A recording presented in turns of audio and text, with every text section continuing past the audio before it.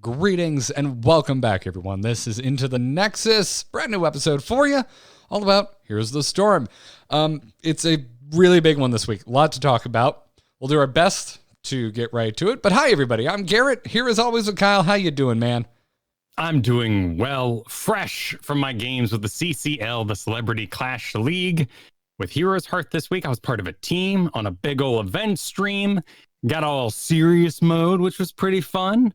And, then a patch hit yesterday, right in the middle of the event. And that was pretty unexpected. It didn't change too much. But we're going to go through the whole thing beat by beat, because there are some interesting tidbits in there. Nice. All right, cool, man. Well, yeah, you had a good time? I did. Not Paradox flattered my Thrall play. So did Bahamut Gaming. So that was really nice, watching the replay after, them being like, ooh, Kyle Fergusson in the back line. That was just, if I wanted anyone in my back line, it would be you. Thank you. Anytime, man. I got the Wolves, the Lightning, I bring the party. You were on the same team as Zanehyde, right? That's right. Zanehyde, Mockery, Tim from Heroes of Fitness, and Kid Kerrigan. Zanehyde kicked our asses last week in some games we played off stream. He did, and that actually led to a rather large investigation on my part because, not to call you out, it's perfectly acceptable. You were the plat in a Grandmaster game. Yeah, go ahead, call me out, man. Because here's the thing, I've been playing with a lot of masters lately, but not Grandmasters. And not to belittle or cast any shadow, especially as the plat that I am, over Masters players, but y'all are mere mortals compared to what I saw come out of the Grandmasters players. I can hold my own against the Masters players that I've been going up against. But seeing Zanehyde and I think a buddy of his across the way in GM, oh my God, man. It was rough. It was a Chen. It was Zanehyde on Maev and a Chen player, and the Chen just had this beautifully rehearsed cheese at the opening moments of Dragonshire where they would just go snipe the top fountain. And I couldn't stop the Chen. And the GMs on our team were not about to adjust to anything that went against their understanding of how the game is played. Well, right. They would have to go visit the solo lane. How dare you, Rexar, possibly ever lose a solo lane? How could you, to the detriment of this team? It's wild. To the two GMs on my team for this event, I posed the idea, and this is kind of my own pet project, but people are always like, oh, they have a Chromie. They have a Junkrat. Let's do a Genji to dive it. And to me, thinking in the Plat, Diamond, Master sort of league, dumb, awful idea. You know who's really, really good at diving and dealing great damage? A guy called Thrall who has an awesome auto attack build. Yeah, that's a better Genji in my book. Posed that to these Grandmasters, laughed off the Discord. I didn't leave, but the expression stands. However, adjust that to our league, and it's actually a pretty damn cool idea. But I was inspired because I've actually been playing a lot of Rexar for this event as sort of just a safe solo laner. I got some tidbits for you if we don't, madden the audience with too much Rexar here. Okay, shoot. All right. First of all, you were never going to win the lane. That was never what was going to happen. With Chen, you can charge, interrupt the shield. You can go at 4 Hungry Bear, so your auto attacks are at least breaking even with all the, flame breathing and drinking he's doing. You do Bird of Prey to sort of nuke the lane down, but for the most part, the way you win Braxis and Dragonshire as Rexar against a good solo laner your versus is to put Misha on the point and you soak the lane. And you get Misha on the point before Chen or whoever it is actually gets on the point, and when they sit there warring forever, it never really goes anywhere, but you have point control.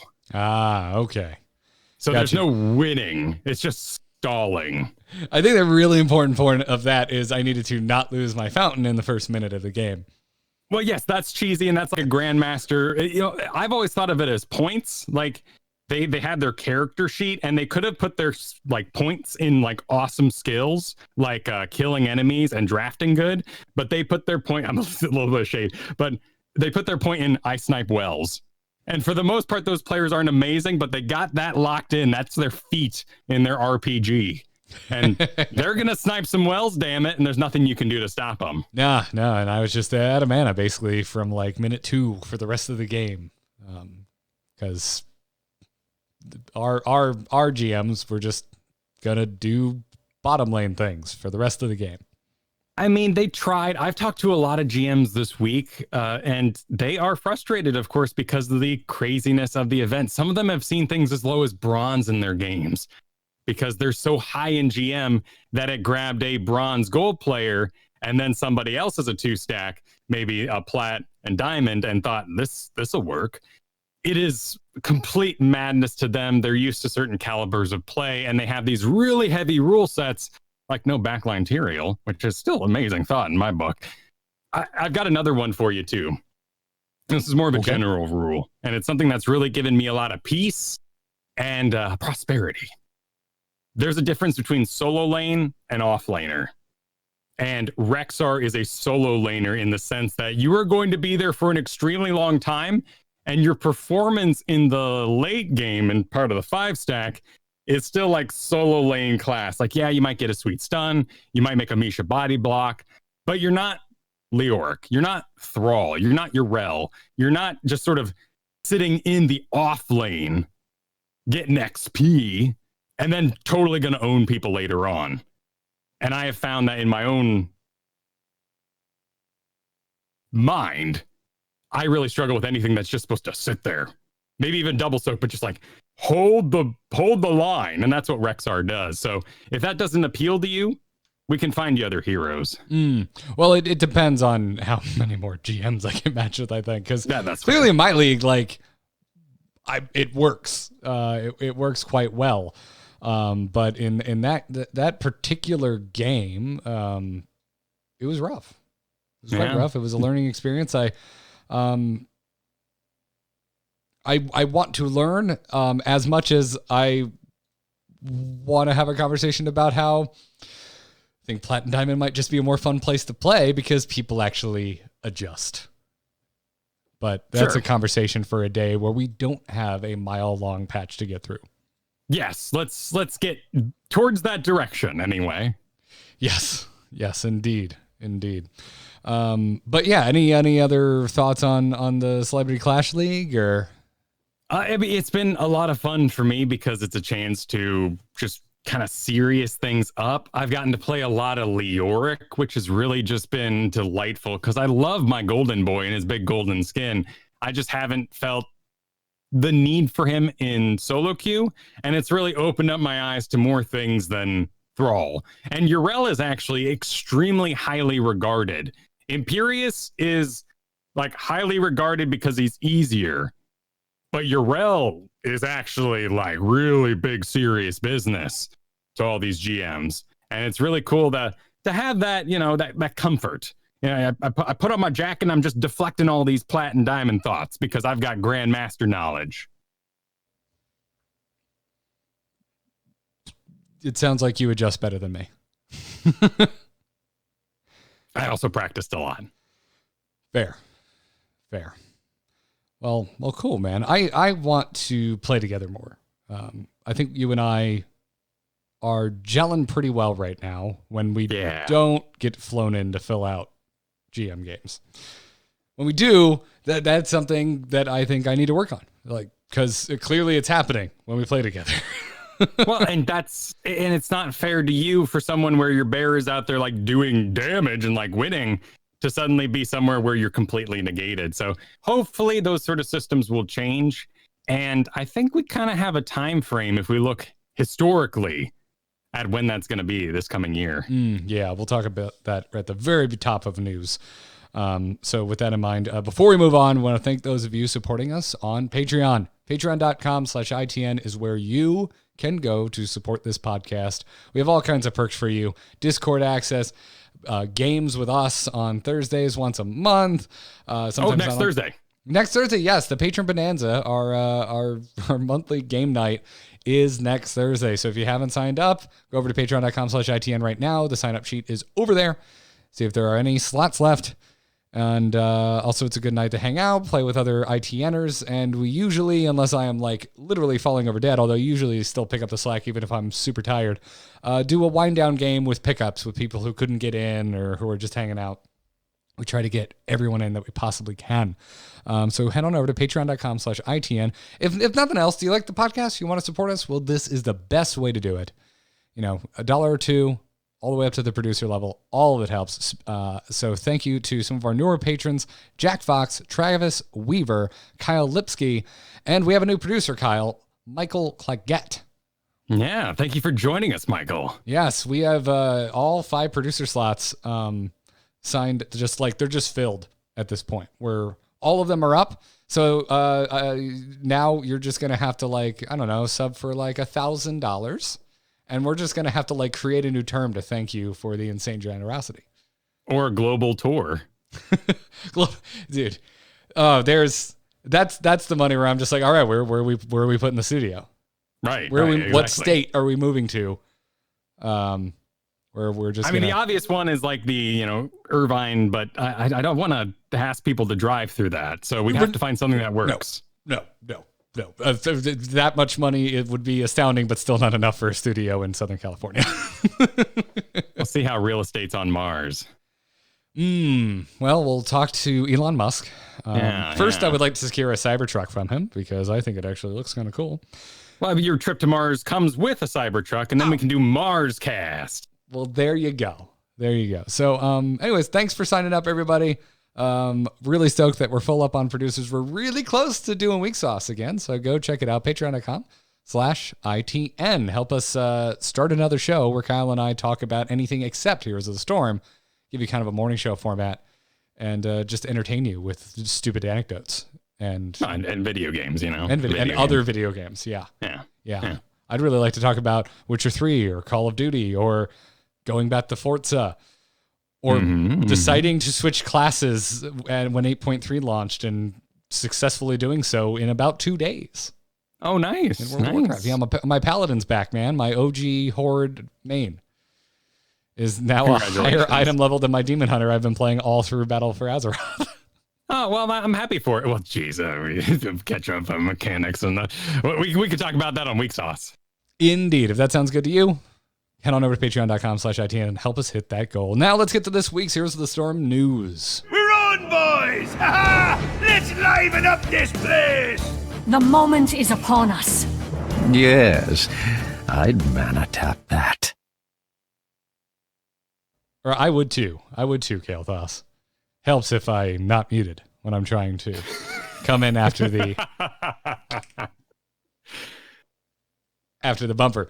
Anyways, yeah, huge freaking patch as of yesterday. Kyle, I was this close, 2 fingers very close to each other, audio listeners, this close to texting you yesterday and going, dude, do you want to push it to Friday and see if they drop a patch on Thursday? And there was a feeling in the air. It seemed right. Yeah, I'm like, I really feel it. I think this is I can feel it in my bones. Oh, I'm sorry, from the prequels. I feel it in my bones, Annie. Doesn't matter. Stupid reference. Yeah. It's fine. I felt it coming. It's here. When I think of the preview. It's here, and it's the greatest patch ever. The greatest patch notes ever, Kyle, it's like objective. This is a fact. It will go down in the history of Heroes of the Storm as the greatest patch of all time. So let's get into it. First off, the Toys 2 event has been extended to April 7th, 2020. I like this a lot. I'm really happy about this. Yes, this has caused a bit of drama, naturally. People have been like, this is a bad sign. The cadence of this is too slow. We are ruined, Heroes of the Storm. We are ruined. We'll never get seasonal events again. And that's not true. In fact, last time Toys event was way too short, and they pushed it all the way to March 18th. Now, this is later than March 18th, but if it means we have no wiggle room where there's just nothing going on, that's very strong. We still have 2 full months on just the little list there on the Storm League screen. And that could easily carry us if we're sort of in a like month and 3 weeks, but doesn't say that kind of thing. into late March, into April. Yeah, I mean, personally, I'm happy about this. Obviously, as always, I'm going to be a little biased because I play most Blizzard games. So I do. Sure. I spread my Blizzard love around. But at the same time, you're right. It was extended last year, and yes, this is longer. It's not that much longer, though. I mean, to me, this just says they have an event in mind, but it's not going to be ready until then. And there was nothing to bridge the gap. So that's fine. We knew things were going to slow down. And last year when, like, what was it? Chaldeum Complex came in March. Mm-hmm. You know, I think the conversation on here was a mix of, hooray, we're still getting events. And also, well, this was probably already in the works, you know, before they reallocated some of the development talent on Heroes of the Storm. So that being said, I don't know. I'm totally fine with this. The folks that are doomsaying, I'm just like, clearly you've been playing Heroes of the Storm, but where have you been? Like, we knew things were going to slow down a little bit. This is to be expected. It's a very strong event.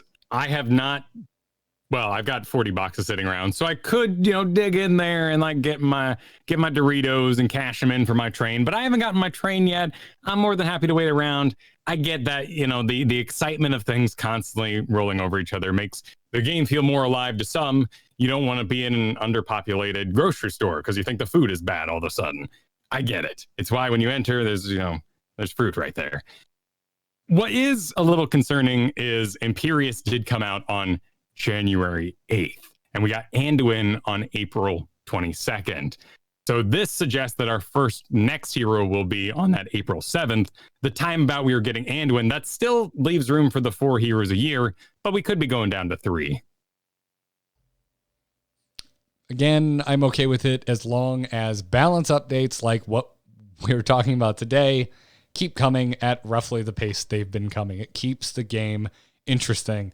This is probably a bit of an unpopular opinion, but Kyle, I'm rather enjoying the slightly slower pace because it's giving metas time to breathe. It does.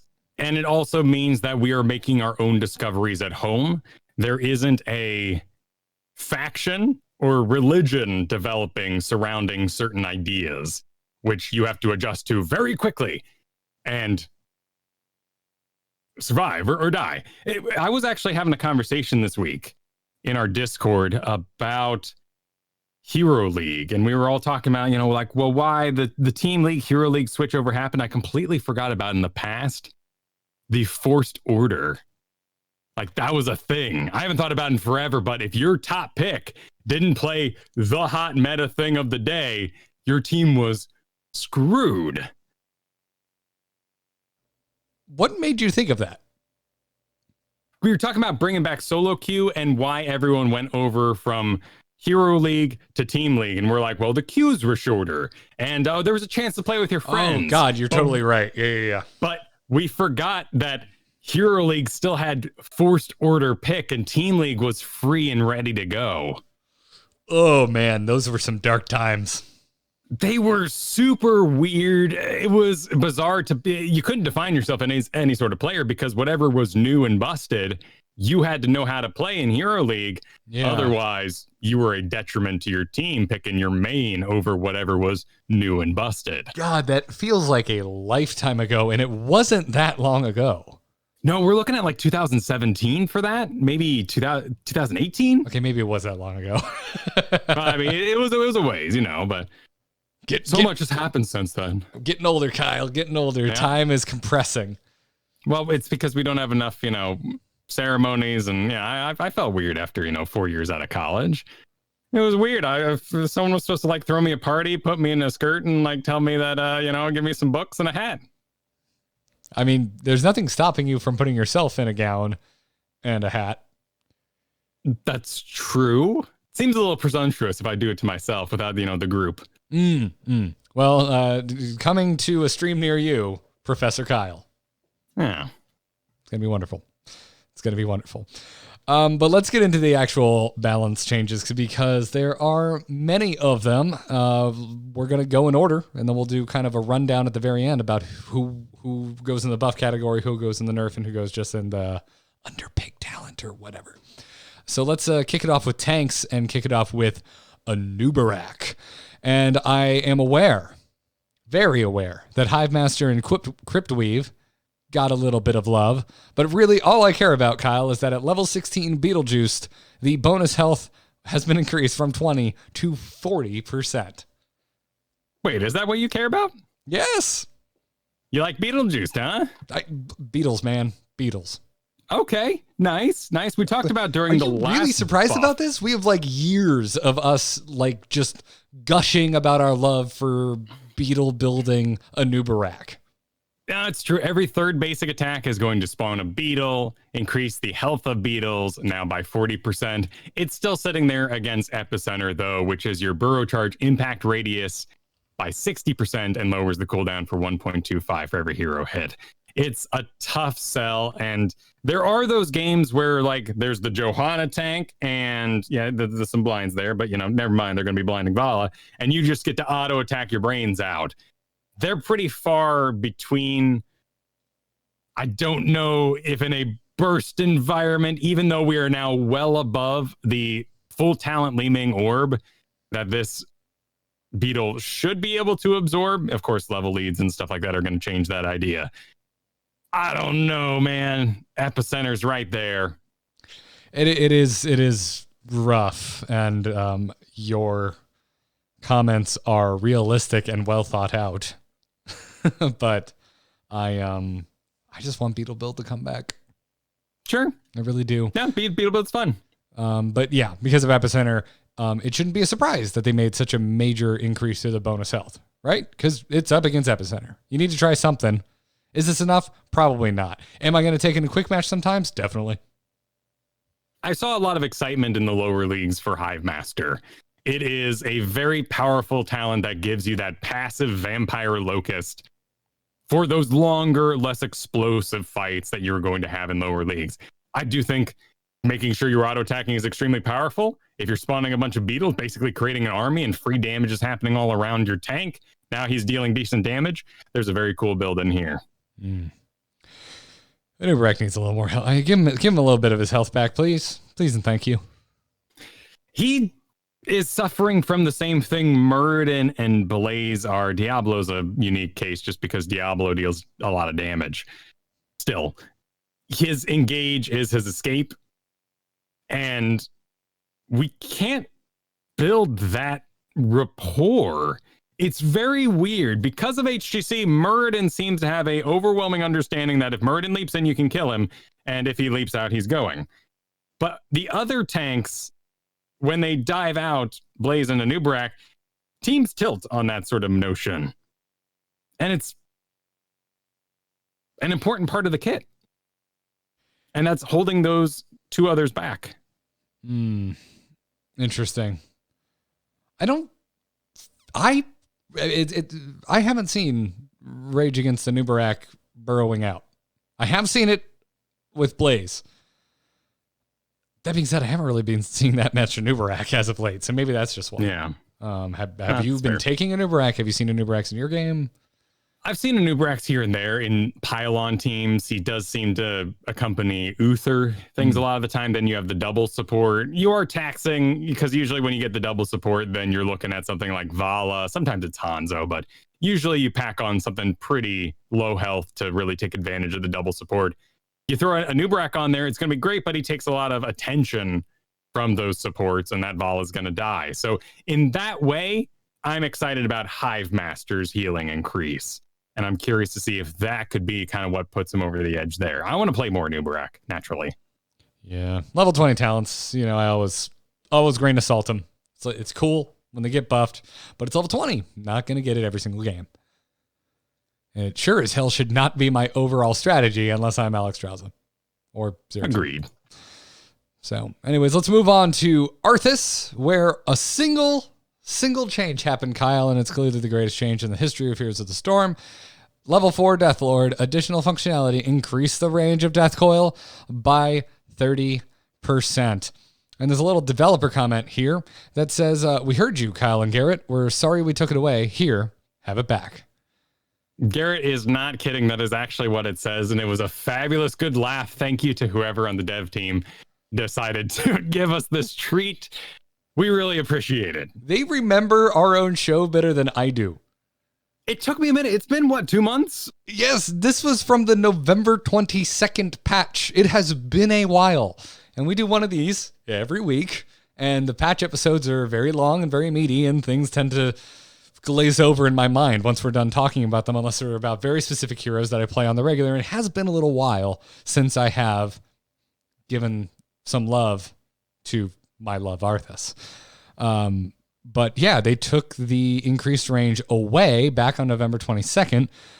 This is when they changed it to where now when you use an enemy hero, the mana cost is refunded. In the dev comments, they were like, we want to just give him infinite poke, essentially. But they didn't really say why they took away the range. Maybe they thought it'd be too powerful, but like, there's some nutty stuff happening in Heroes of the Storm right now, and it's not happening on Arthas. You know, as I think you were the one that pointed it out, and back on that patch episode, it just seems like Arthas would have been totally fine had they kept this intact. Well, in particular, I was using Arthas as a solo laner at the time, into things like Sonya, of course, old classics like that. And in the games I was playing on Battlefield of Eternity, there were a lot of Li Mings, Genjis, and the like Falstads. And as an offlaner, I wanted to show up to the team fight, able to get rid of that Li Ming or that Genji as they almost got away. And I was using a Death Coil build to do it.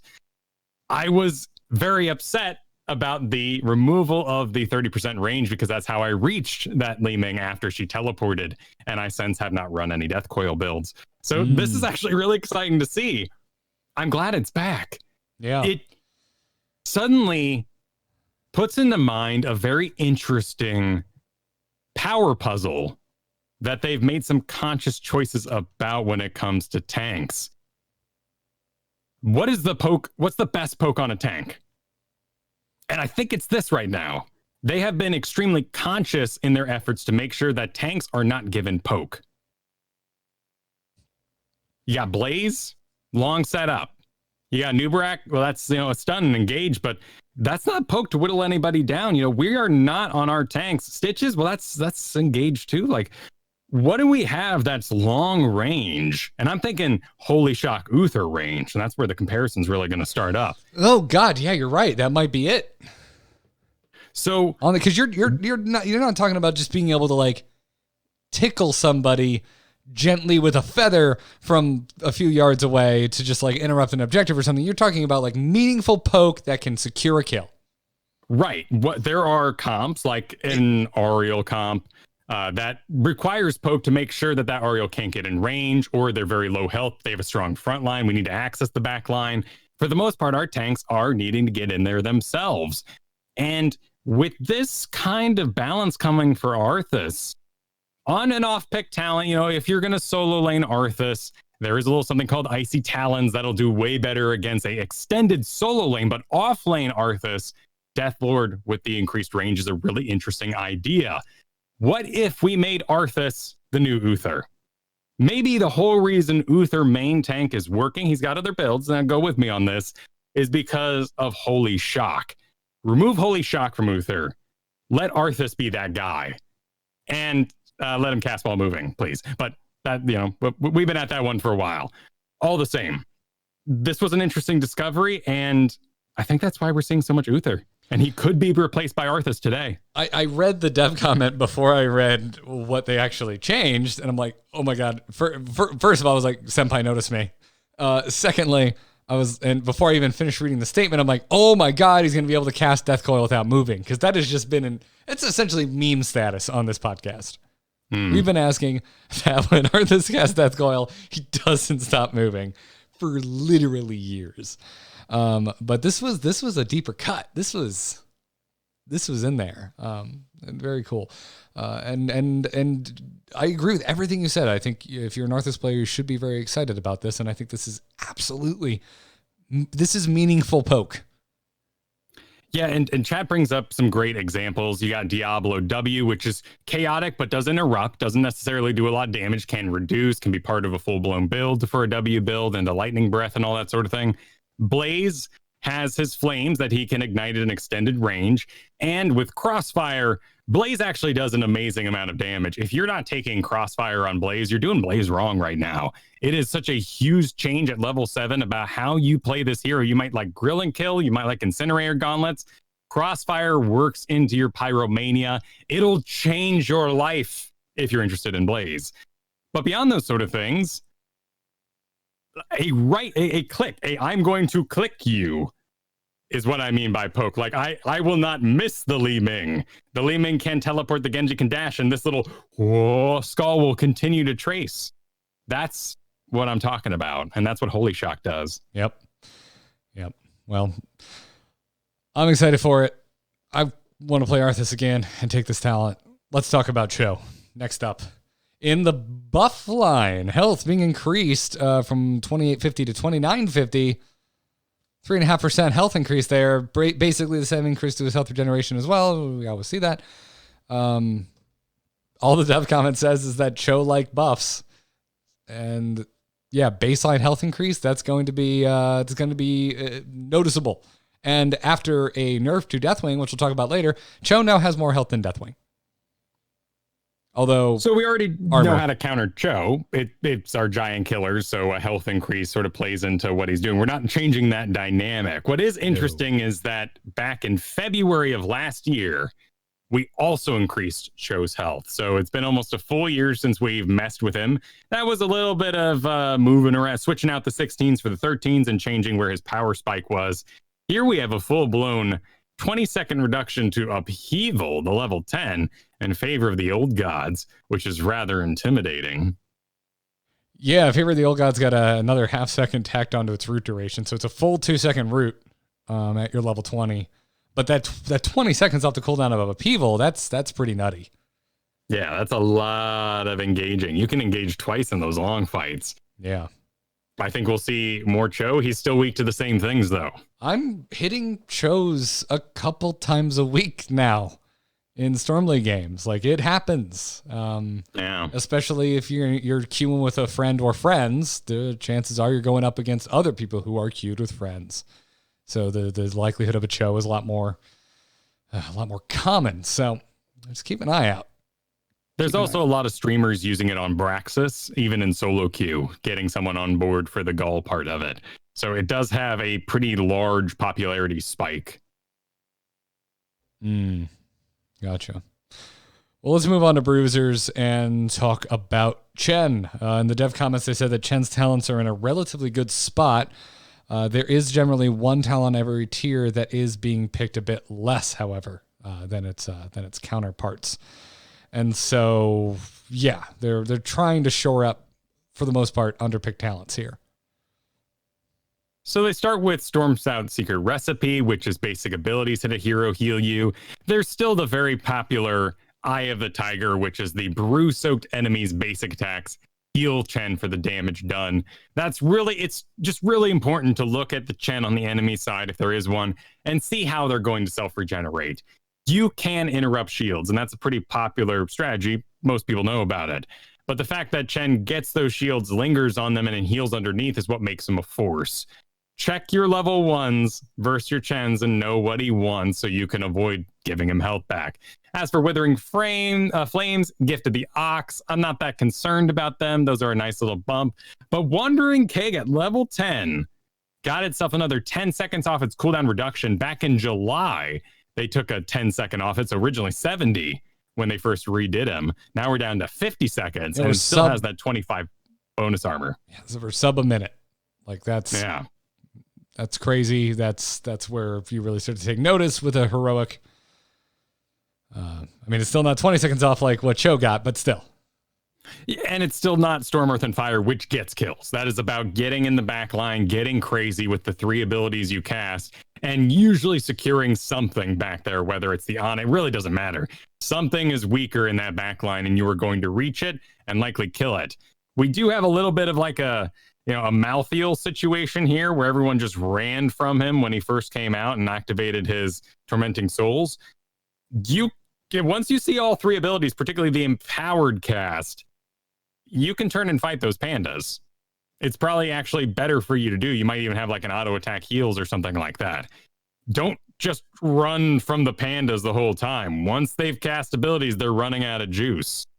That's a really good tip. I mean, it's like any other hero, right? Just like look for the cooldowns you're afraid of. And once those have been expended, engage.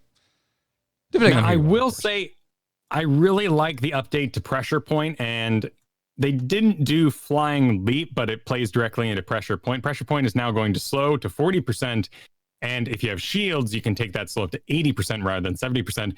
Pressure Points, in general, if you're interested in playing Chen, a Q build, a flying kick build, is so easy to play. Anyone can do it.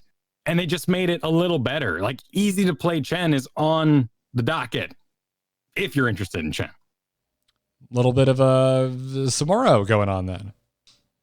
Yeah, a little bit, right? Yeah, and then they do it later with Maiev too. They're taking some of these really high cap, or even with Maev's case, we'll talk about it. It's just kind of ridiculous what you had to do to pull it off, and it's now easier to do, but a little weaker. Yeah, but let's talk about the kind of the main event, Deathwing. In the crosshairs again of nerfs. The dev said that while in a much better spot, Deathwing is still overperforming, so they're going to continue taking him down a peg or two. Starting with his health being reduced from 2920 to 2850. This is slightly more than a 2% decrease of Deathwing's health, but something to take note of for sure. Deathwings that may have been narrowly escaping before now may not be. And it's not just because that Arthas has a longer range on his death coil that he's poking the Deathwing with.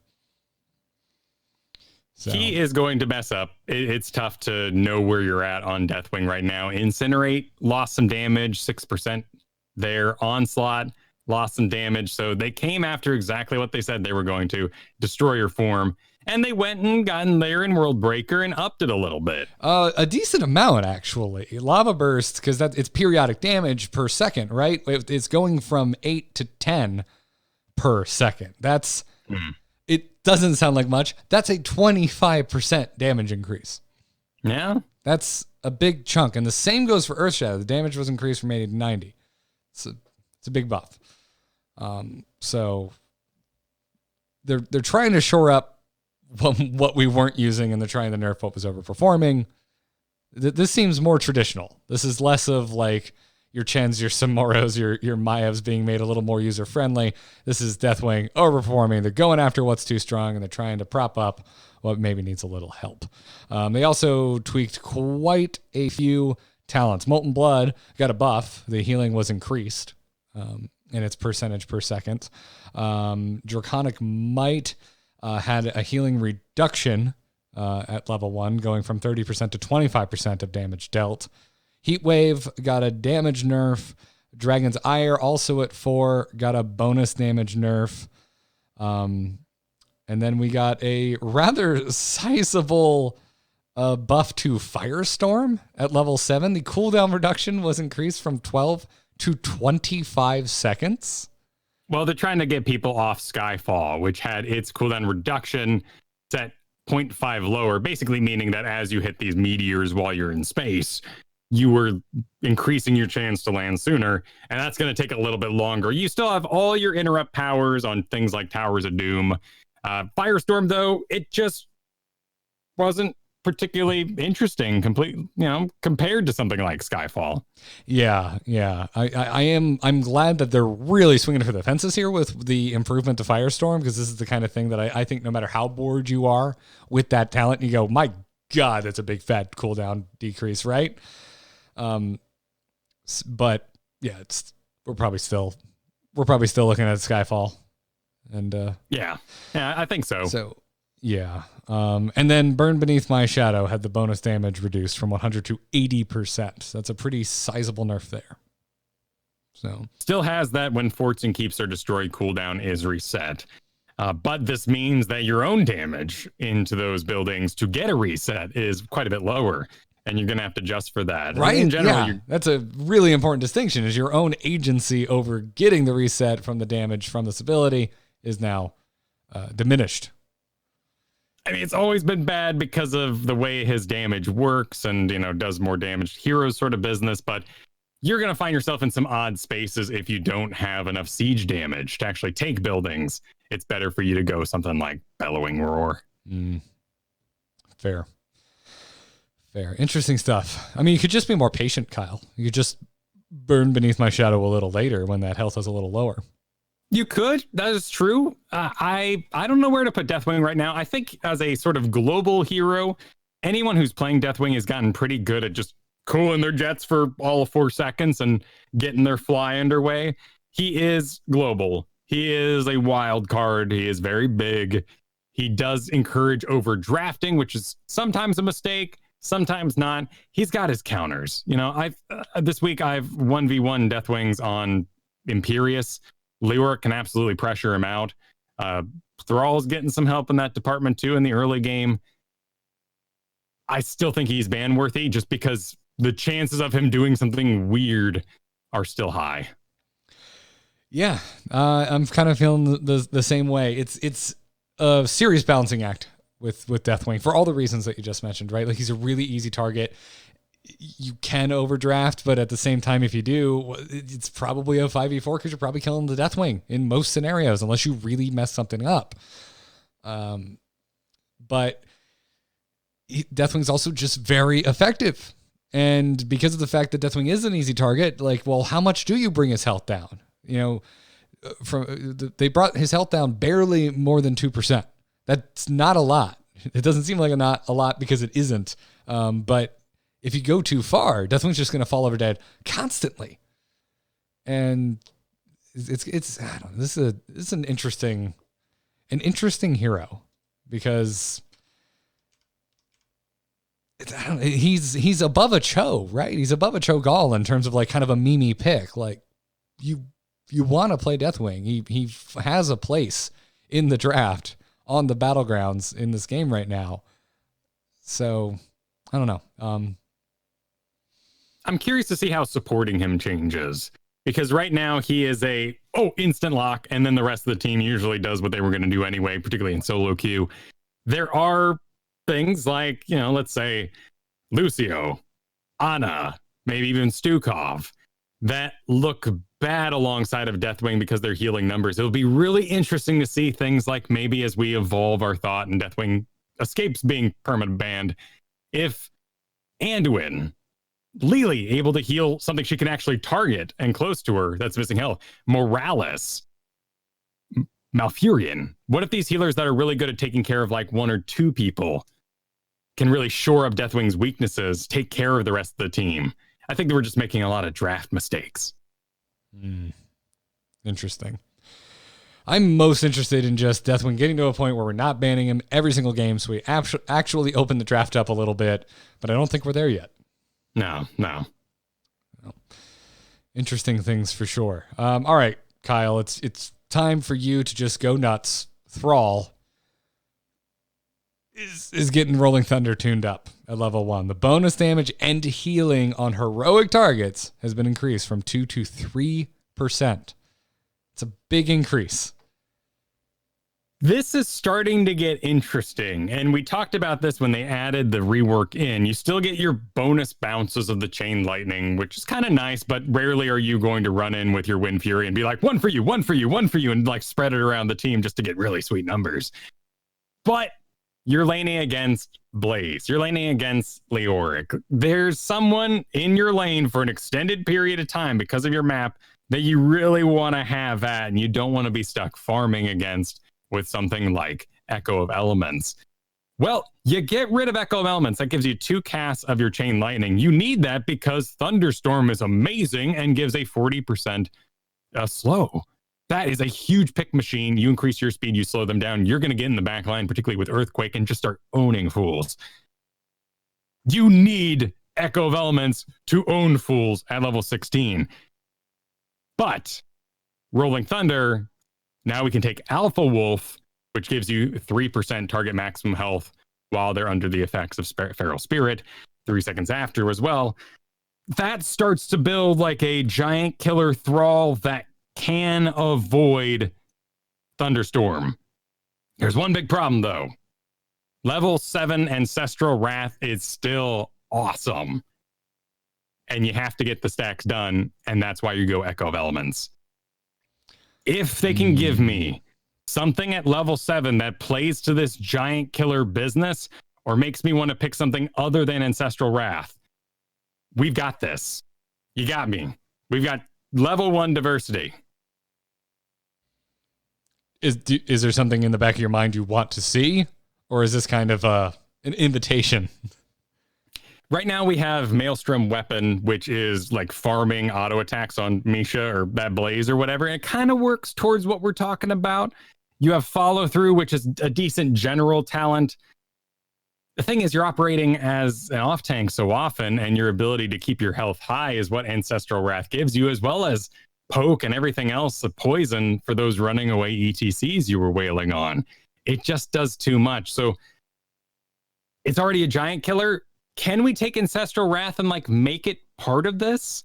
Is there a world where I can do Ancestral Wrath, the giant killer build, without wanting Echo of Elements? That's where I'm at. Give me my idea. The first thing I want here is I want something with wolves. Level 7, if you can give me a reason to cast wolves on non-heroes, maybe 4. 4 give me wolves that can cast on non-heroes. I get bonus stacks for not hitting a hero. Then I can farm up Ancestral Wrath maybe. It's messy is what I'm saying. And the build is the Thrall build because it's beautiful and it does so much.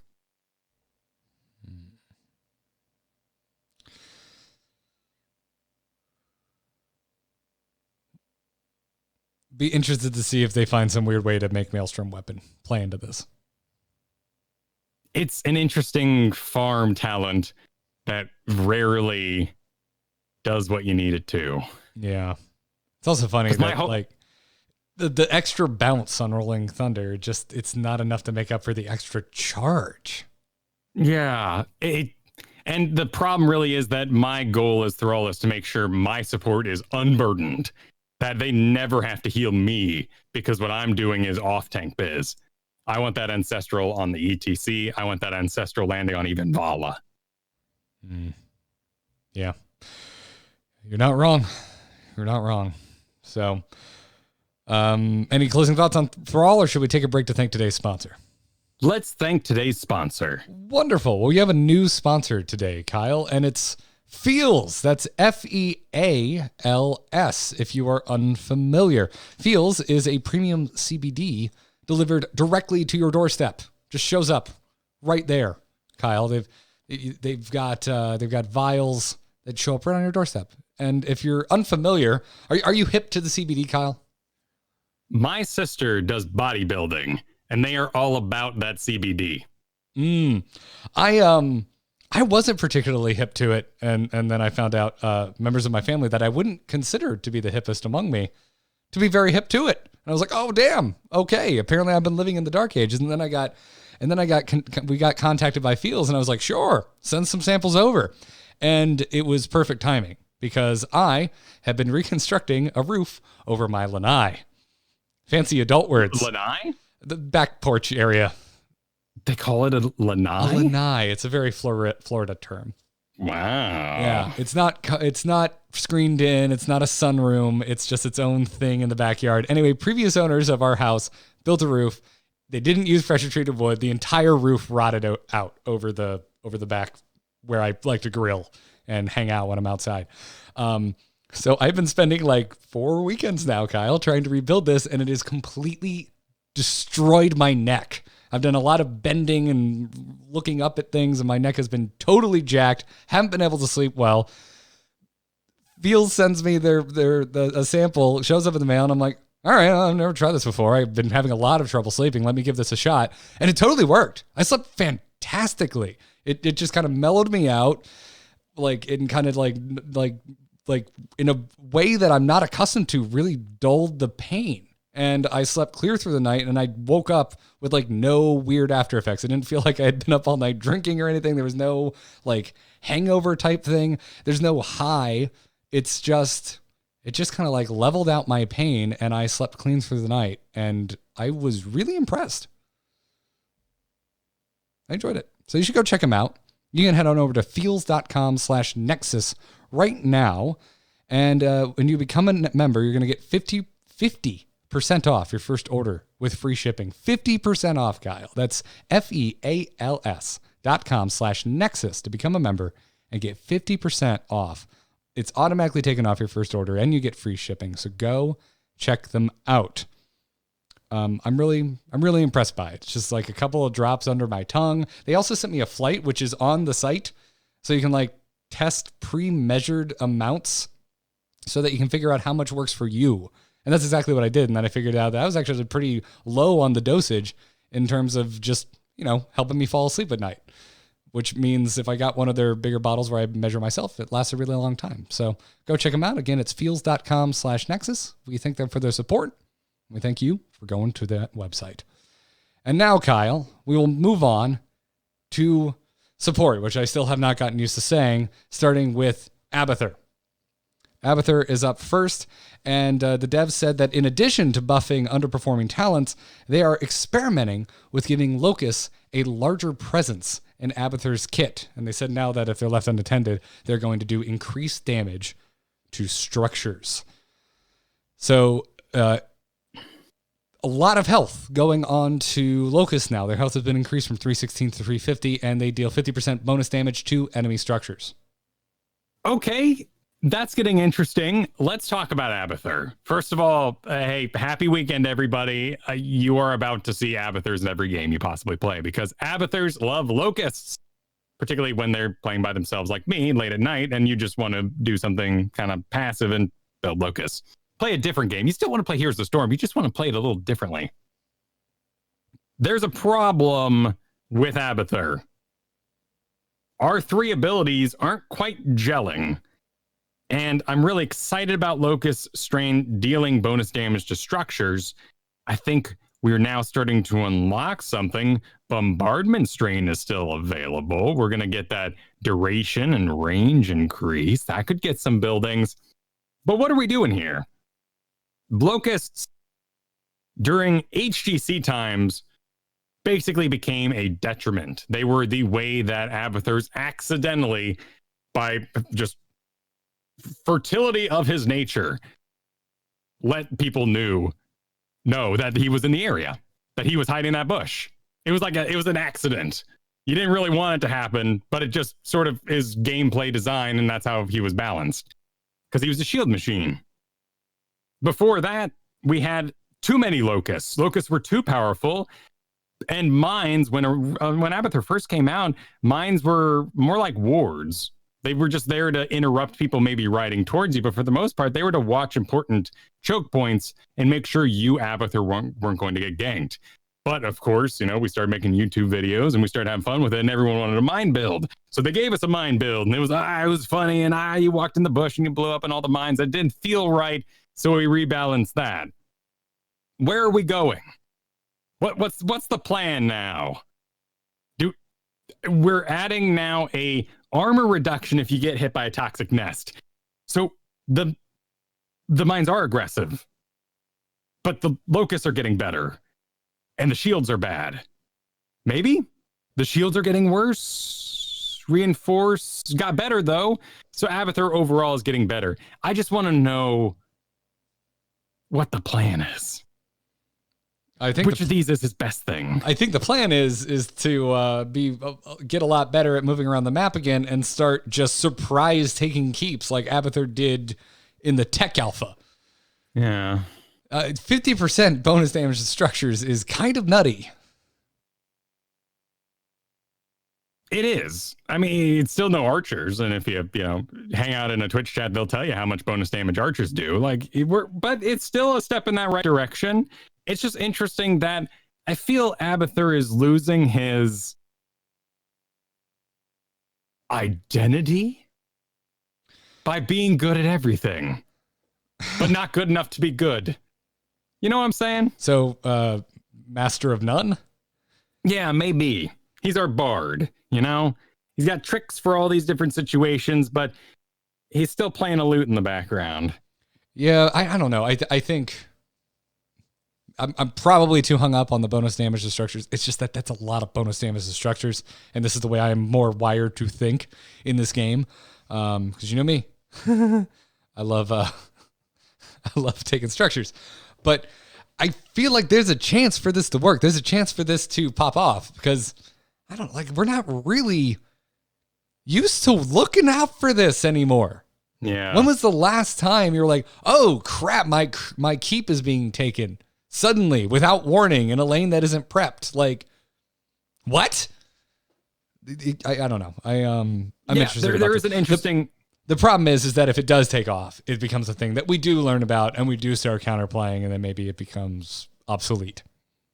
And maybe that flow is what Abathur is becoming about when he shields a minion in lane and it's collecting XP and it's shooting darts at you. You go over and you whack that thing down, and now the Locust has gotten a little auto attacky in on your tower there, and the tower's going down, and you need to make a choice whether you're going to deny Abathur XP and damage through his shield presence, or if you're going to get rid of the Locust. And that empowers things like Locust Nest and Locust Brood, which is all really interesting again. I'm just not sure where we make room for that.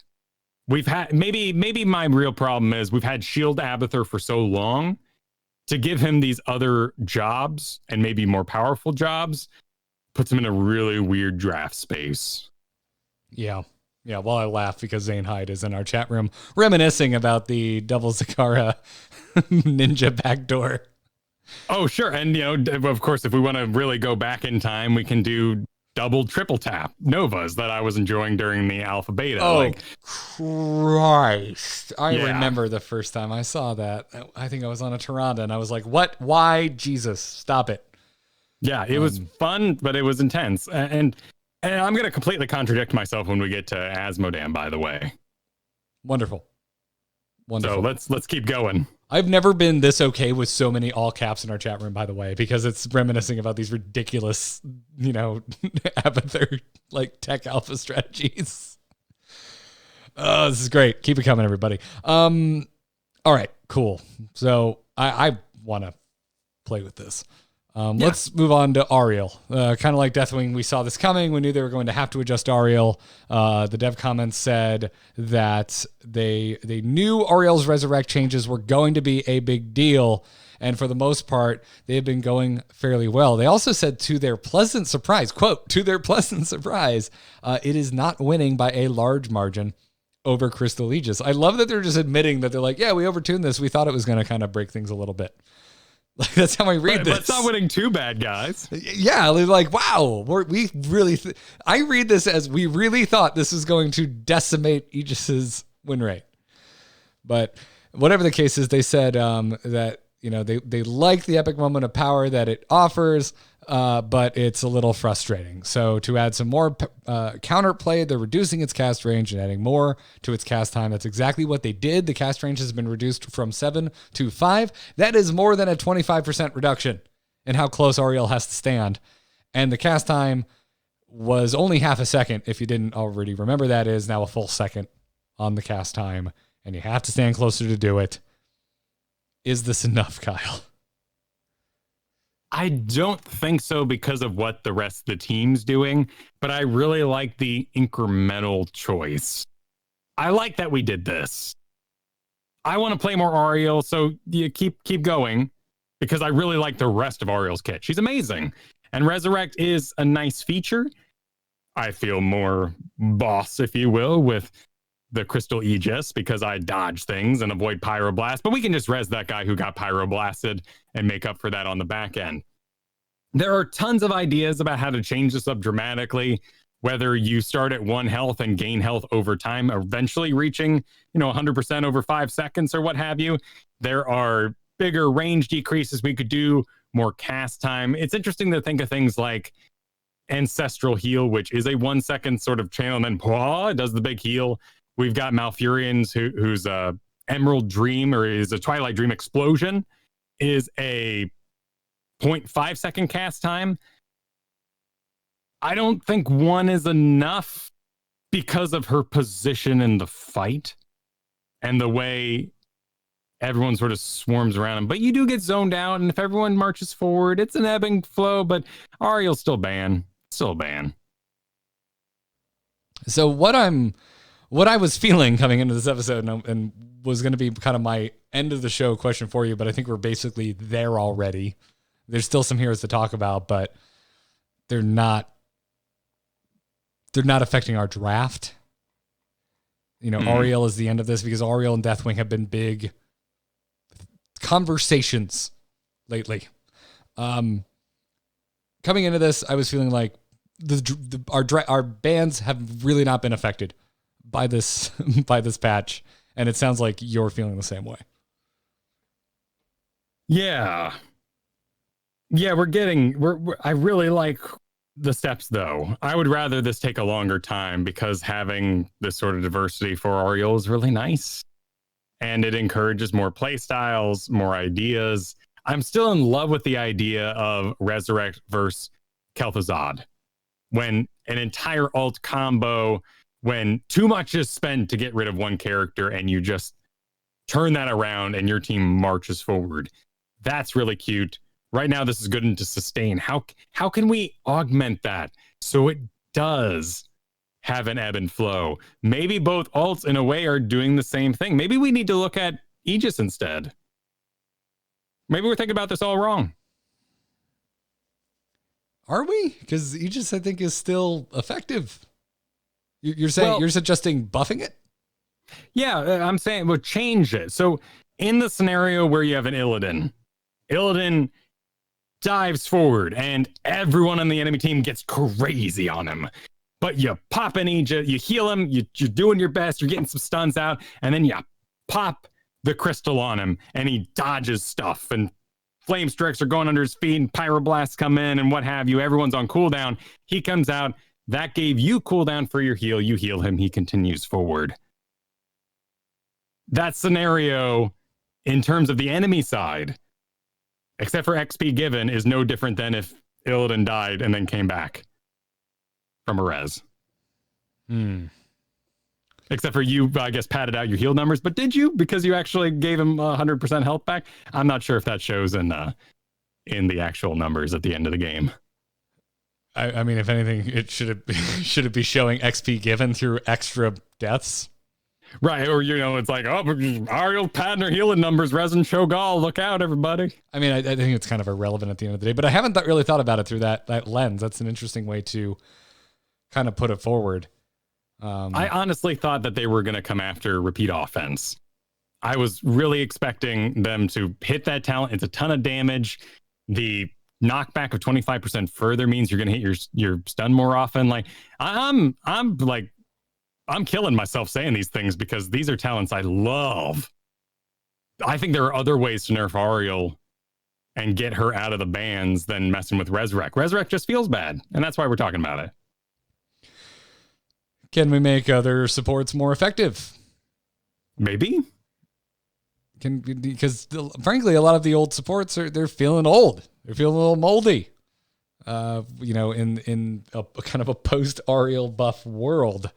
There's nothing quite as flashy as Resurrect, and also a lot of them don't have nearly as much kind of, I think, heroic flex, right? Because you still plenty of Auriels out there going Aegis. It's still functional.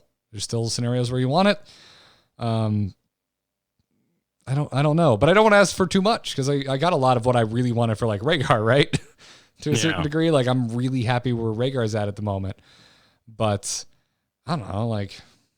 Well, and we're dealing with solo queue thoughts here too. In the home experience, is Auriel's win rate always going to be A-okay because she's actually following Vala around? Whereas Rhaegar goes and does a camp and Vala dies during that time, or Stukov heals 3 other people, but the booger doesn't reach Vala. The play style is a sort of carry support add-on, which may just mean that when we give her these tools, it becomes too much at that point. And what I've heard a lot this week is Mercy. Poor Mercy, at least last I heard in Overwatch. They put her cast time to 2 seconds and she was removed from the game, as it were. Now always interrupted. Nobody wants res on the team. Yeah. It's something I struggle with because I like heroic flexibility. Resurrect we've been basically ignoring for years. and now we're playing with it, right? So it's like, on one hand, if you're going to bring in that mercy comment, I go, well, it's fine with Auriel because she can just go back to Aegis. It really wasn't broken, and it's still getting picks for obvious reasons. But at the same time, I don't want them to just reset Resurrect where it was to a world where we weren't picking it in the first place. Absolutely. And we need to target the feels bad. That's where all this needs to be about. There are extreme ideas like Auriel gives her own health, gives her own life to get that person back in the field. Well, now that feels too bad. We'll never do that. We start doing hero anomalies. Yeah. Like that. Just very quickly, just slap it. New hero anomaly this week. It's not for a season. It's just, we're trying it this week. Let's see how it goes and run with it. Because they would probably have to undo, I think, a bit of what they did this week if they were going to try something like that, right? Like, I don't think you need the cast range reduction if Auriel's now siphoning her own life over to the target. 5-second cast time, sliders open up, and you choose how much of your health you want to give to the dead player when they come back. All right, we're getting lost in the weeds here. Right? Yeah, no, exactly. There are so many things they could do. It's up to them to decide how they're going to do this. I like this incremental change. I don't think 2 seconds is too long. As long as we do not go over the 4-second cooldown of Ray of Heaven, this Resurrect can take up to 3 seconds. That's a lot. I mean, you got Sacred Sweep at 8, Detainment Strike at 12. As long as we don't go over 4, Resurrect is still okay. Though it hurts me to say because I just want to play Auriel. Yes. Yeah. It's I feel like they've created a problem for themselves because I'm really interested in how Auriel works now. And I don't want them to take it away. But she's problematic. She's now draft defining. Exile in the chat says the longer you channel, the more health you get back. Like, we are abundant with ideas. Blizzard that's interesting. is going to make the choice. I would be interested with them screwing around with, like, the cast time is cute and all, but like, what if there was a period of vulnerability on the back end? We can play with this push and pull of, okay, the Resurrect is happening, but now Auriel can't move. She like self-roots for half a second or a full second. Well, you're channeling, but yeah, I was thinking armor-wise, that you were talking like, you are down 50 armor. Oh, that would be interesting. Hadn't thought about that, but I'm thinking about like a post-channel immobility, like a recovery animation. That'd be interesting. I was talking with some people this week about Elemental Shaman, how you could just do that as an auto attack with a channel time, kind of like how Anduin has a cast time that makes him feel very World of Warcraft. Hadn't really thought about that. That's a good point. Anduin feels wowy in a really good way. He's awesomely wowish. Exceptionally wowish, yes. Except he actually does things in Heroes of the Storm as opposed to in World of Warcraft, where he just sits around and bores me. Horde player. They can't all be Varian, man. They can't all be Varian. No, I like Varian. Varian was awesome. Anyway, let's move on from Auriel. I have a feeling we will be talking about her again in a future update. Hey, man, I know when you were thinking who needs buffs, Kharazim just rocketed to the front of your mind. Absolutely. Although I'm kind of getting what I just asked for, which is, well, let's dust off some of the other supports, shall we? Yeah. That's exactly what they did. So Kharazim got a basic attack damage increase from 60 to 64, a little over a 5% damage increase there. I know it doesn't sound like much, but that is a noteworthy amount. And then all level 1 talents had the movement speed bonus duration increased by half a second. Now it's up to 2.5 seconds on that movement speed bonus duration. So every third basic attack, you're giving yourself movement speed. This has been in for a while. The real interesting thing here is Air Ally.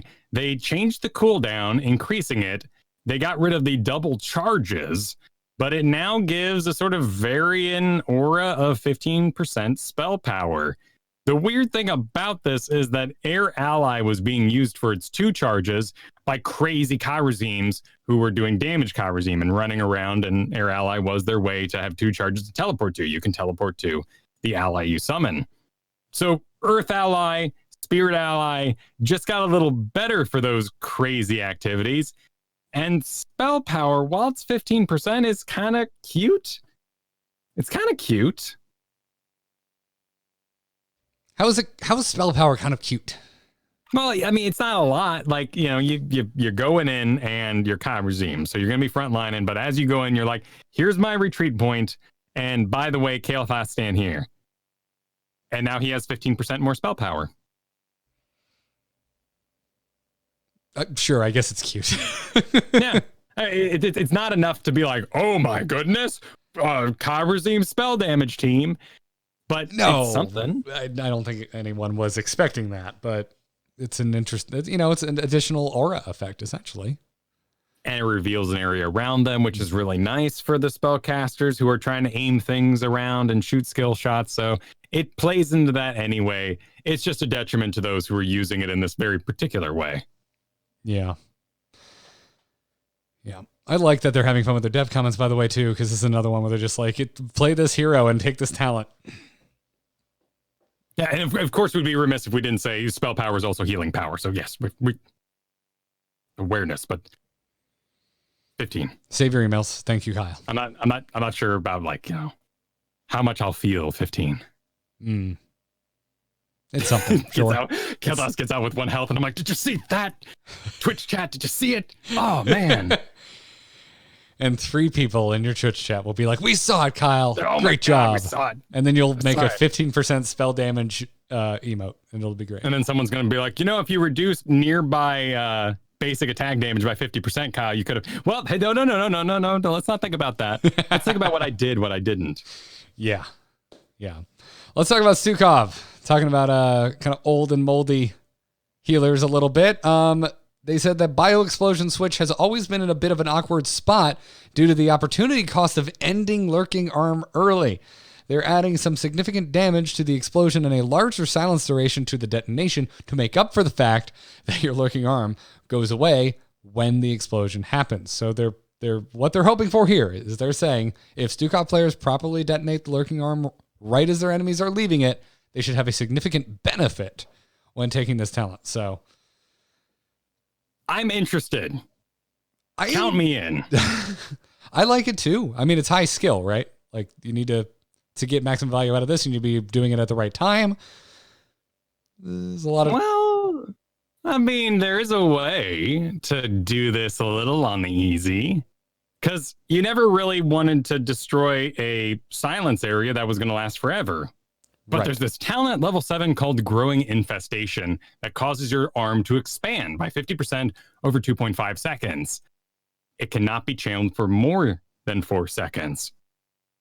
This could mean that you can still take Virulent Reaction with Growing Infestation, which always felt kind of weird because, it's going to turn off and you got them rooted, and now they're rooted but not silenced if you messed it up. Because it's 2-second root, and sometimes that lasted longer. It got kind of weird. But now those two can kind of work together. And with Weighted Pustule, Lurking Arm, Virulent Reaction, Bio Kill Switch, you do a slow, silence, root, silence, slow, with about 520 damage of pop in there, and the damage of your initial Pustule, which popped. So you're looking around 1,000 damage just doing this. And you could get more than one person in it. That's nutty. And it's up against things like push come to shove, which is really good if the tank's falling for it all the time. You're just going, no tank, not allowed. And there are games where you do that. And the tank is slow and you're just removing them over and over again. You get cooldown reduction. But that's about it. You might do Controlled Chaos. You might do Topped Off. But I'm really liking the idea of this Bio Kill Switch business. So you're saying practice your pustules. Yeah, well, you should always practice your pustules. But now Growing Infestation has a really interesting place with a level 20 talent. Better way to sell this. Get rewarded for your pustules. Yes, and you are rewarded for taking a easier talent at level 7, which feels good. Okay, I dig. You don't kill your build because you just wanted expanding area. All right, Whitemane's up next. Apparently there was an issue with Saintly Greatstaff that caused Whitemane's basic attacks to heal for more than intended. So they're buffing the talent to compensate for the fix, which is not where I saw this going. It was being abused, so they just baked it in. So nice. Hey, yeah, congrats. yeah. I want a little more to the story. Like, what were the stats? I'm assuming they were just happy with the performance of White Man. They're like, you know what? It's partially because of this bug. Let's make it a feature. Yeah. Nice job. Yeah. So the Smart damage has been increased from 50 to 55 on Saintly Great Staff, and they fixed that buff or that bug. Plus, it avoids that bug situation that I hate, because then, Reddit and all is like, oh, shit, don't tell anybody. You're like, oh, come on. We're all sitting here talking about it publicly. Exactly. Let's move on. All right, let's get the melee assassins. Maiev is up, and apparently they want to improve her. In the devs' words, Maiev is a terror in the hands of the elite portion of their player base.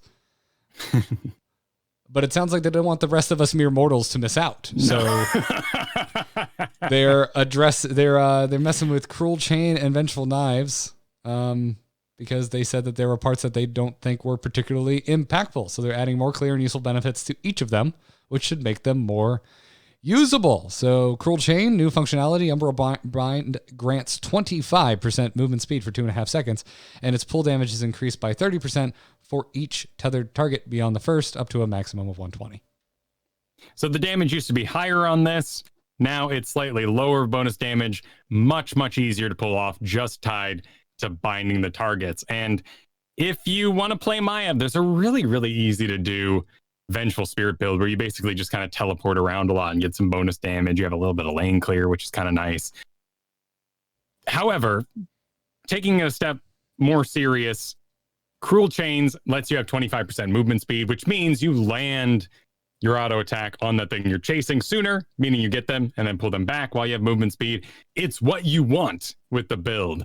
And Vengeful Knives now doing some giant killer damage is just way, way easier to do and doesn't have this extra caveat of like bonus weird things. And lots of people are doing Armored Assault just because it was easier. Yeah.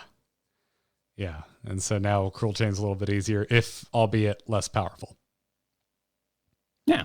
So Samoro is up next. And it sounds like they're being careful with Sammy. They said in the dev comments that the rework in their mind has gone really well, especially if they're talking statistically. They then went on to say that, quote, "We're being tame in our initial changes due to some bug fixes that can change how some talents pan out over the long haul. While we wait, they wanted to go and buff a couple of underperforming talents that shouldn't be affected by those issues, and that's Way of Illusion and Deflection getting a little bit of love." I want to just highlight this particular dev comment and say thank you, and that's awesome. They could have absolutely said, we've got bugs on this character, we're not doing anything with them until all these are fixed. And they chose to make the active decision to get in there and buff what they could. I mean, somebody stayed extra to do this. That's awesome. Hurrah for dev team. Yes. Yeah. Commendable.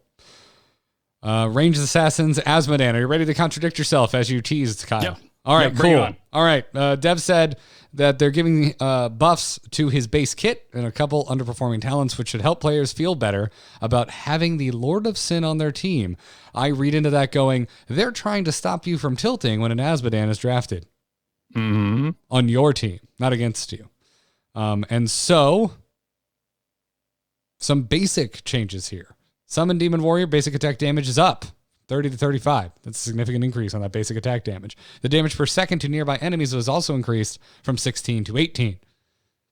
It's still a decent chunk there. And then All Shall Burn had its periodic damage per second increased, and the final explosion damage increased as well. A little more than 6% across the board on All Shall Burn.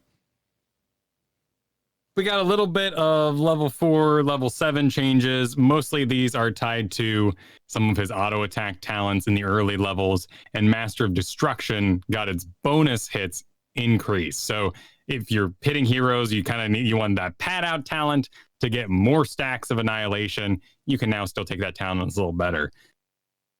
I In Abathur, I'm like, what is his identity? Which ability is the one we should be using? Asmodan Globe Machine was boring and tilting when it wasn't working because he'd run around in the background throwing 1Q and then kind of run around in the background. I really hope that Summon Demon Warriors buff and All Shall Burn buff gets him in the business. He has the health to do a little bit of off-tanking and more incidental, but you should be in there taking some hits so your Vol is not. I love that he's being shored up. Gotcha. Okay. I mean, I at least you're owning up to the contradiction, and I think it's coming from a good place and a place that I completely understand, knowing what you kind of value in Heroes of the Storm. Yeah, I want to see Asmodan being more than the globe. And I like Warriors. I like All Shall Burn. If an active Asmodan is better than a passive stacking one, I'm all for it. Yeah, I don't know. I'm with you. I want him to be more than a globe machine as well. But at what point, what do you go into then? Do you go more into like the lane push and the lane bullying with the ability to spawn and strengthen lanes from from excruciating distances? And at what point do you push that too far where what the hell is Zul doing now because he has to be present in lane to do what Asmodan can do out? It starts to encroach on other heroes' territory, depending on which portion of Asmodan you're looking to improve upon. Totally. When the Q is too powerful, though, that's when we get the passive Asmodan, who is slamming the heroes for max damage, and everyone feels great about him, and he's clearing the lanes wicked fast. When he gets behind, he had nothing. And now with Demon Warriors and All Shall Burn buff, he has something. And that's all I want, is an Asmodan to think to himself, Globe's on cooldown, let's get in there. Okay. It still makes passive pushing better, though. So, I'm talking about team fighting Asmodan. There's still the Asmodan who's going to be like, All Shall Burn demons. All right, that burns a tower faster. It's just a cursed hollow top lane. And you're like, no, Asmodan, please. For the love of God, what are you doing? Team fight. Please stop it. Yeah, well, maybe we're going Demon Warrior build after this. Probably not, but I like the auto attack build. It's fun.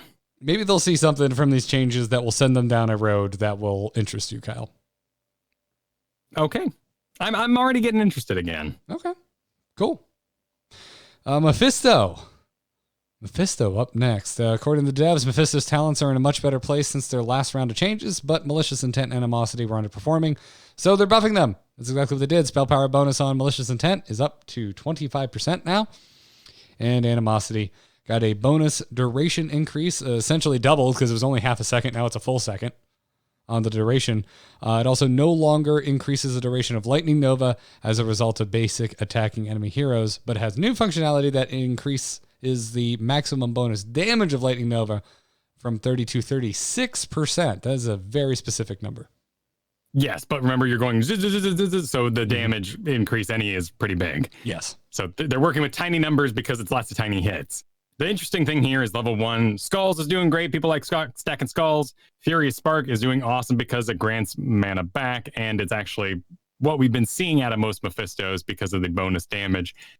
Malicious Intent spell power increase means that there's going to be more Consumed Soul players, which is interesting. And we'll see how it works out for them. Yeah. There's a thread on Reddit right now of Mephistos being like, stop! Don't buff. This is my secret awesome hero. I've been there. I have been there. All right. I thought Orphea was next. Oh, apparently Nazeebo snuck in there. Whatever. Nazeebo, Ravenous Spirit, minor damage increase. Let's just move right on to Orphea. It's good. Fine. It's fine. Yeah, it's all right. It's all right. But they said they're trying to solve a few issues with Orphea's current talent tree. They said that first, they're getting rid of the necessary synergy between Ancestral Strength and Fright. They instead want to bake a more reliable way to slow enemies into Ancestral Strength. They're also buffing Growing Nightmare so that it's the premier E talent in an E build, as well as giving Lurking Terror some love. They said in their ideal situation, Lurking Terror can now be used as a more unique way to set up Q and W hits on enemies who are far away from Orphea, particularly when combined with Insatiable for quick double W combos.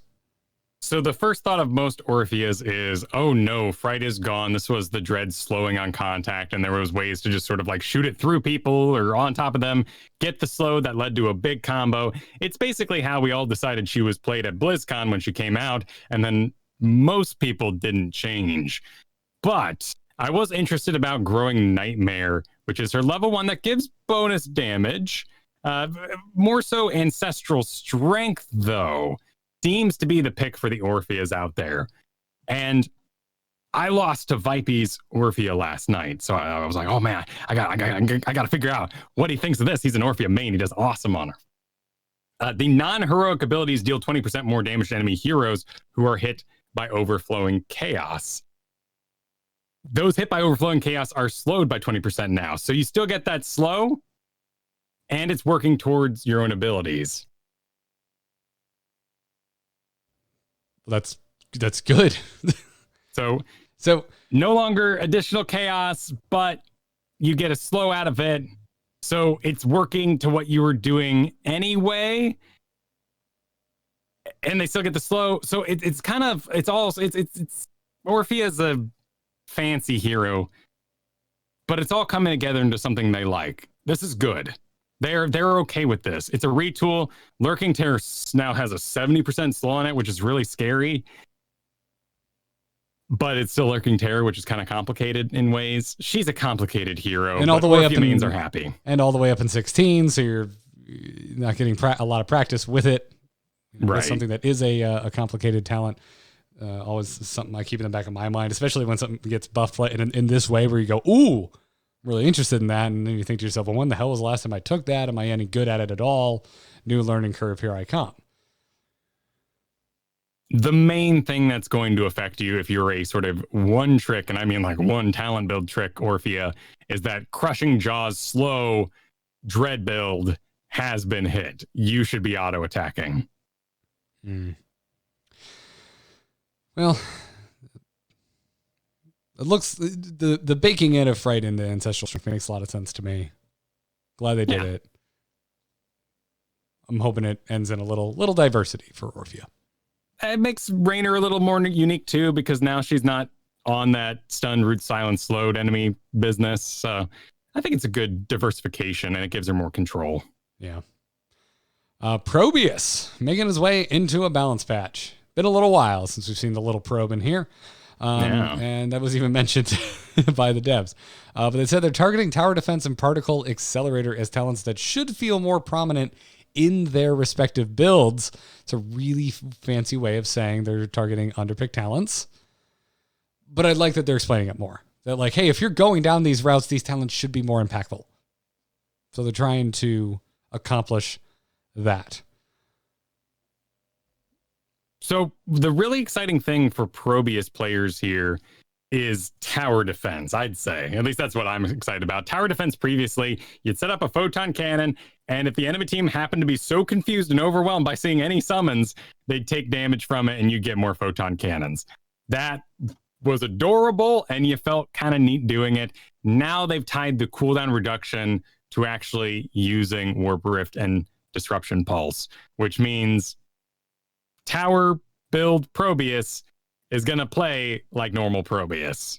So there's a much higher chance it'll be picked by somebody looking for this particular tool, while it still does what Probius should be doing rather than being some summoner hiding in the back. Even though I wanted Probius from the get-go to be a summoner hiding in the back, but yes. Yeah, it's me personal problem. Yep. Probius is really fun. You should really look into him as a 4-stacker. He is really, really cute on Braxis, Infernal Shrines, like anywhere with decent chokes, you can play him. He's amazing.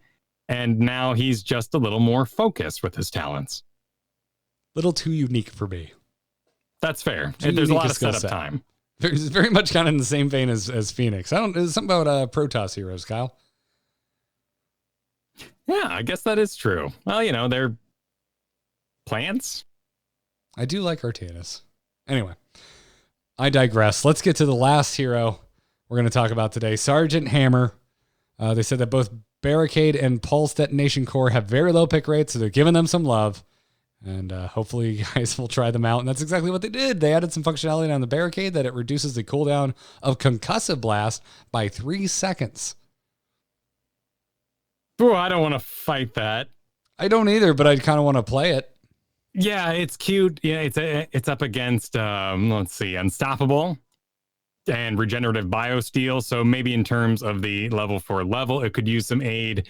It's just such a bummer to get pushed back when you're trying to engage in an unorganized setting. But let's talk about level 7 Pulse Detonation Core. It's up against Hover Siege and Graduating Range.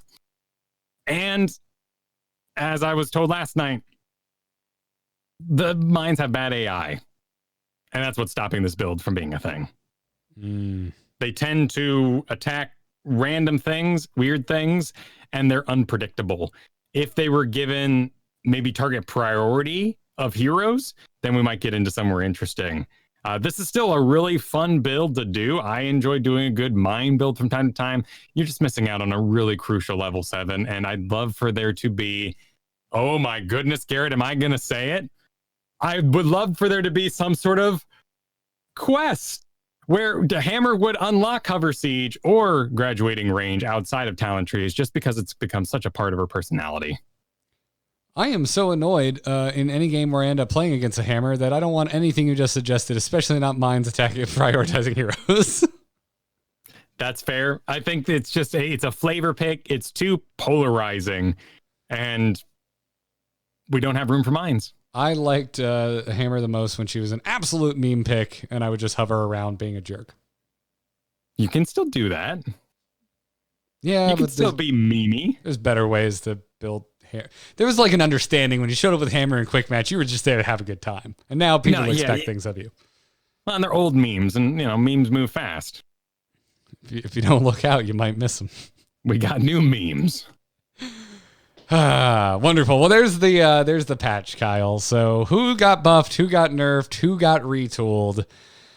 Up in the buff category, Kyle, we are putting Anubarak. We are putting Arthas, Thrall, Abathur, Stukov, Whitemane, Samoro, Asmodan, Mephisto, and Nazebo. They got nerfs coming for Deathwing and Ariel, and we got some retools and question marks around Kharazim, Maiev, Orphea, and Probius, though most of those seem like decent buffs or at least skill floor lowers. Yeah. I'm interested to see if I start seeing more Maievs now. I think you will. I think she, particularly with the focus, the knowledge spreading that she can take some camps, I think Maiev's popularity is increasing very, very slowly. If I were to pick my 3 big winners from this patch, it would be Abathur, Stukov, and Asmodan. Though, we'll see what comes of Anubarak and others. Yeah. So, that was meaty. It was very meaty. What are we talking about next, Kyle? But you wanted to give a Hot Slogs update. Oh, I did. I did want to give a Hot Slogs update. Yeah, folks. So Hot Slogs is out. And as you may have noticed, there's some bugs. We should have called this a beta. I should have really thought long and hard about terminology. Yes, but there was a bit of a flaw in our operation because we did this for our community and the people we know that love Hot Slogs. But call that a flaw. Well, yes, but the greater heroes and Reddit community believed that it was for them, and they were shocked and even appalled by this action. Well, I would really like it to be for them eventually when we've ironed the bugs out. But we need data in the site. People need to know the site works, so they send the data to the site so the site can be worked on. Yes. Well, at the moment, they're sending it to HOTS API because that's where we're getting the data from. And we are unfortunately having some issues getting that data from HOTS API. We're not. We've been in quite a bit of back and forth. Haven't quite ironed it out. And we're now exploring other options. I can't overpromise, but we're exploring other options as to where we're going to get our data from. But that's kind of the big challenge we're hitting right now. And the hilarious thing is it was working. Like right before we went live, it was fine. And then like the next day, something weird started happening with the data we were being served. So anyways, that's the big thing we're working on right now. Also, the uploader is coming along a lot faster than we expected. Because we had someone working on the uploader before we pushed the site live, and they unfortunately had to leave. And so we thought, well, crap, we're pretty much stretched as thin as we can get with the two programmers that we have. As awesome as Jeremy and Daryl are, they are humans with other things going on in their lives. It's like an entire volunteer force. And so we've brought on a new developer, Sean, and he is killing it on the uploader right now. I'm not going to promise you a date because I don't know when, but my God, it looks like the speed at which the uploader will be updated is going to go a lot faster than we originally anticipated. We are optimistic about the updater. That's how you say it. Yes, absolutely. Absolutely. Because there's no speed involved in that statement. And there were concerns, by the way, mostly on Reddit, where everyone just assumes the absolute worst, most selfish things of you at any given point, which is exhausting. They have an upvote system. Yes, exactly. There were concerns that when there was word of us bringing back our own uploader, it was like apparently the worst thing I could have suggested. They're like, how dare you split the database of a small database to begin with? And I'm like, I didn't say I was going to. Our plan is to have our uploader also upload to HOTS API. That's the plan. That's part of the reason that we can't just like turn it back on. Also because so many things have moved, it's not really pointing in the correct direction anymore.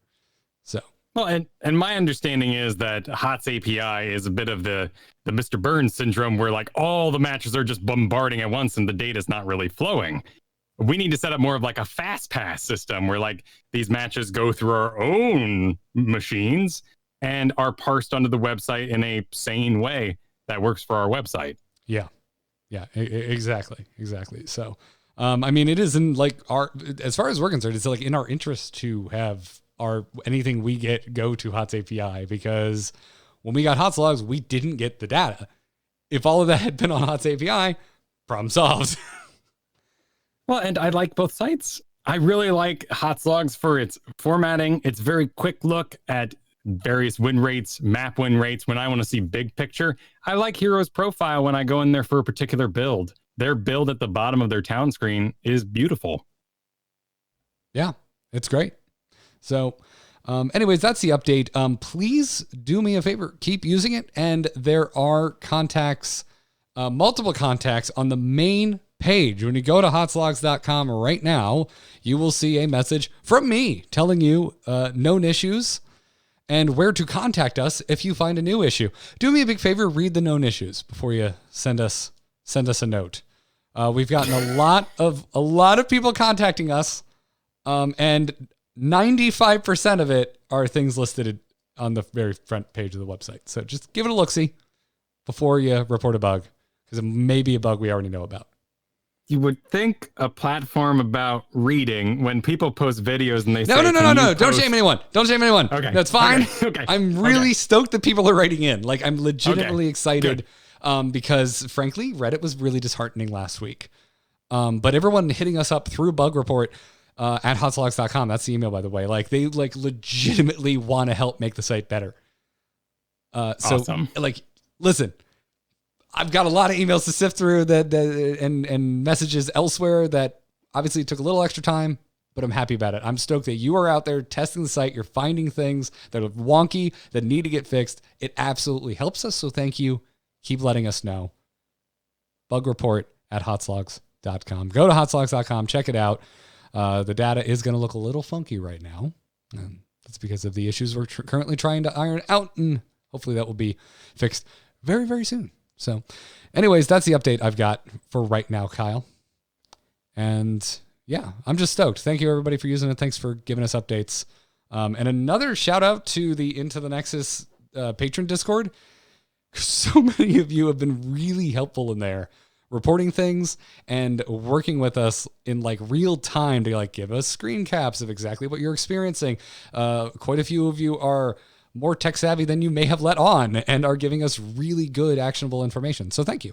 Thank you very much. It's been a lot of community help, and it's been wonderful. So go check it out. hotslogs.com.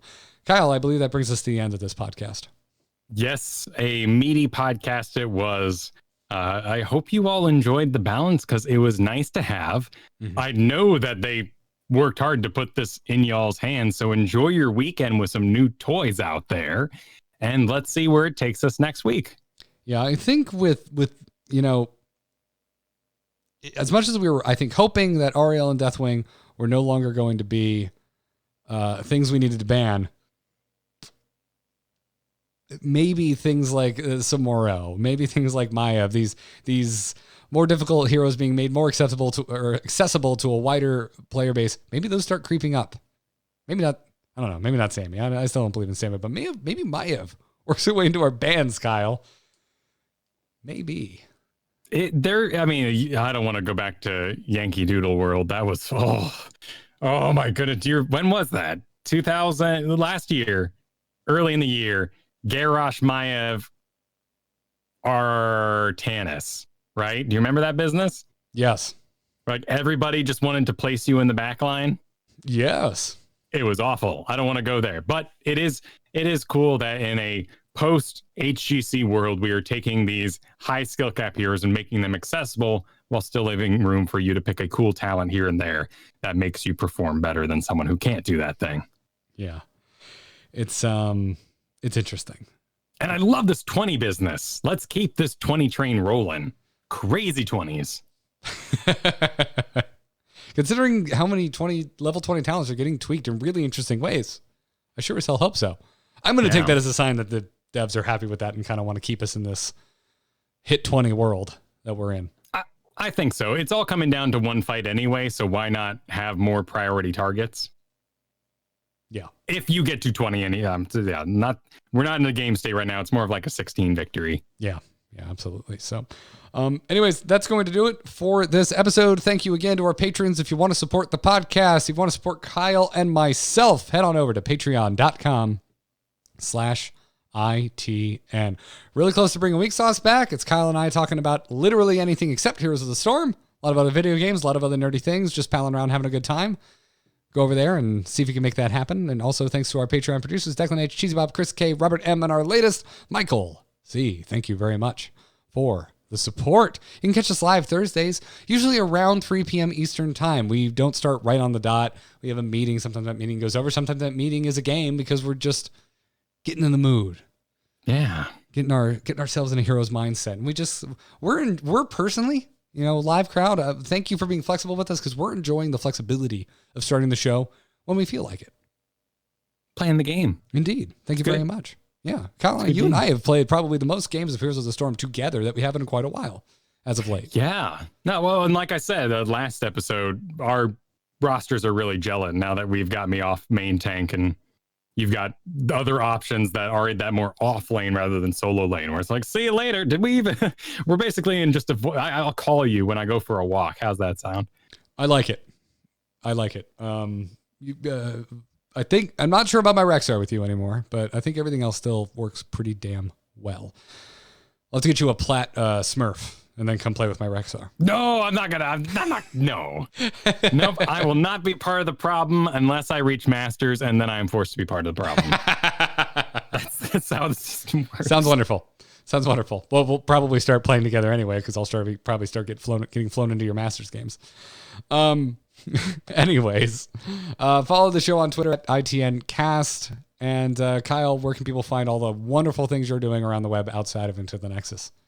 You can find everything I do over at kylefergusson.com, making its way across the spiders of podcasting. Not yet on iTunes, but available many other places is Reforged Radio with Jason Lucas. This is going to be a Warcraft 3 podcast, a season of it.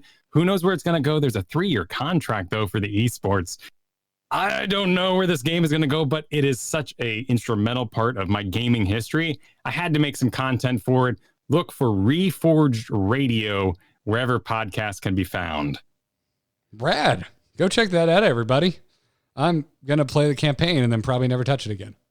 That's good too. And we'll be there for you. I'm really excited to play the campaign again, though. Like, really excited.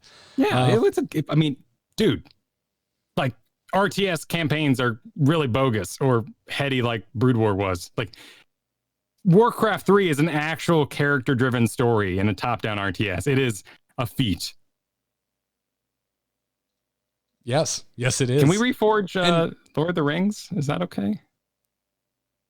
The Lord of the Rings RTS? No, the movie. Like, we reforged Star Wars, and we don't sell those VHSs. I still have my VHSs because I like it better. But I could go for a graphic update on Lord of the Rings. I could use some help.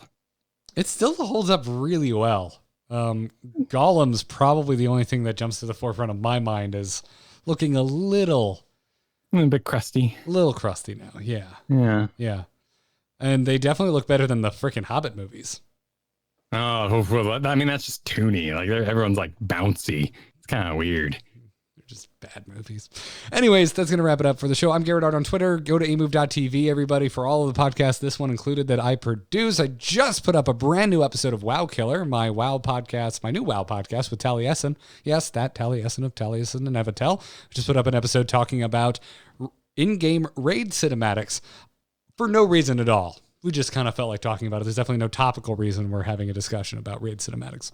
But having a lot of fun doing that show and getting to, just chew the fat about World of Warcraft. And there's a brand new, pretty damn long episode of Angry Chicken out covering the first week of Galakron's Awakening, as well as the massive Battlegrounds patch that just came out.